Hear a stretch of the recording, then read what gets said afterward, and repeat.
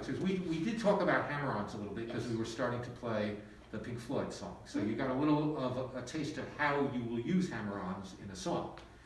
This is an exercise to help you develop your hammer-ons skills.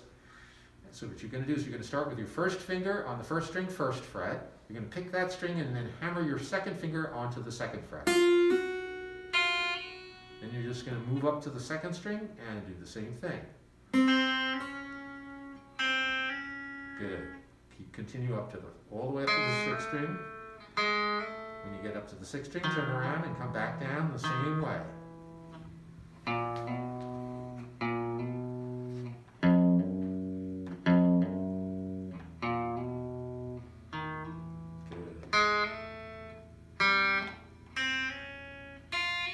Excellent. One of the things I'm going to mention here that I see you doing, and I want you to be a little careful about this, Andrew, because this is one of the things that's a little different about the left hand on the guitar from the fiddle.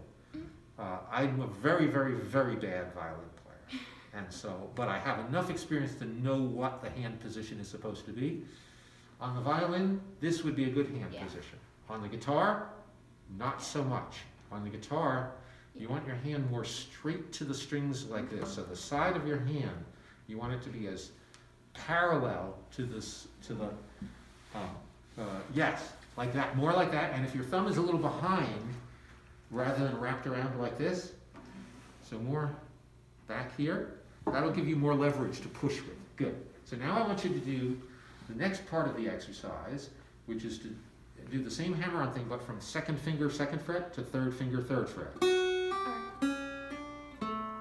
Give it a try.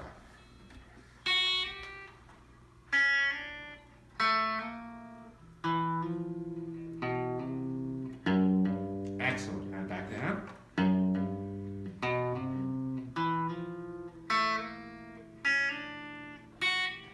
Very good.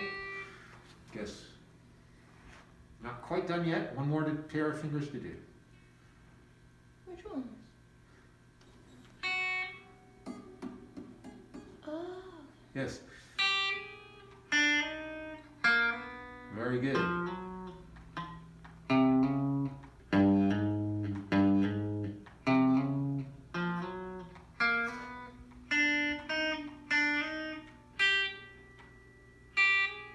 Okay, so Andrew, that was very good, especially that pinky, because, and this is once again partly because you've been playing the violin for a while, so that finger is not as weak and wimpy as most of my students' pinkies can barely get a sound. Yeah. So that was very, very good. Now, because you did that so well, usually, to be honest, with most of my students, the way that you did that exercise, I would be super happy with it, but because you have more experience in that violin training, I want you to think about this.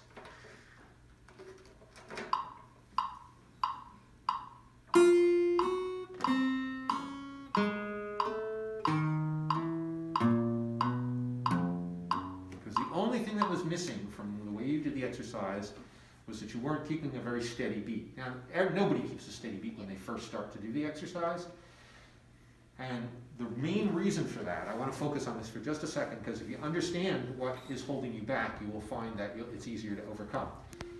The tricky part is, there's a couple of things about this. The first thing is that when you do a hammer, there's a natural tendency to want to slam that finger down fast, because you're afraid if you don't slam it down fast, you won't slam it down hard enough and you won't get a sound.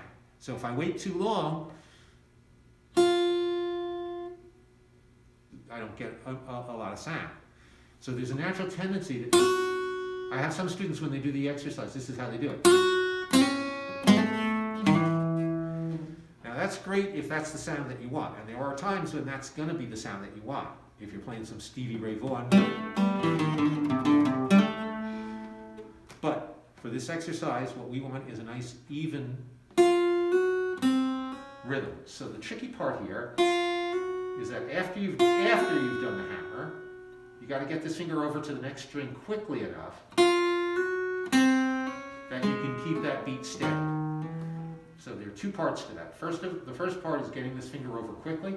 The second part is slowing the hammer down enough that you have a little more control over the time. Okay? So I want you to focus on that, and in fact, if you can use the metronome, that of course would be very, very helpful. But the only reason I'm making this exercise this much harder for you is because you did it so well already that I want you to get it really perfect, okay? So that was excellent. Okay, so you want to show me what you've been doing with the Wish You Were Here song? Okay.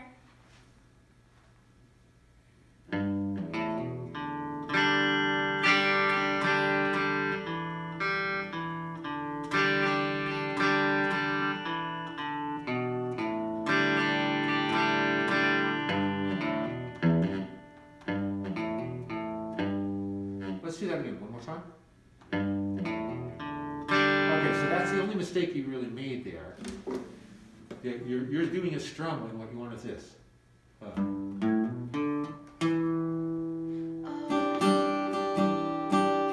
So that was a mistake. Let's do that, but that's easy to fix. No, second fret, so the same finger just moves down. There you go. Good. Okay, so with that one correction, what you did for me was you played each of the licks of the song. Now, this is one of those things that I feel kind of strongly about, Andrew. So you need to know this because you need to know what you've gotten yourself into here. Okay? When I teach you a song, I want you to learn the whole song. I don't want you to learn the licks. I don't want you to learn the cool solo part. I don't want you to learn that part that everybody hears when they first hear the song. Because that's not playing the song. Playing the song is playing everything in the song, right? Playing the whole song. So, let's do this. We're going to do a little listening.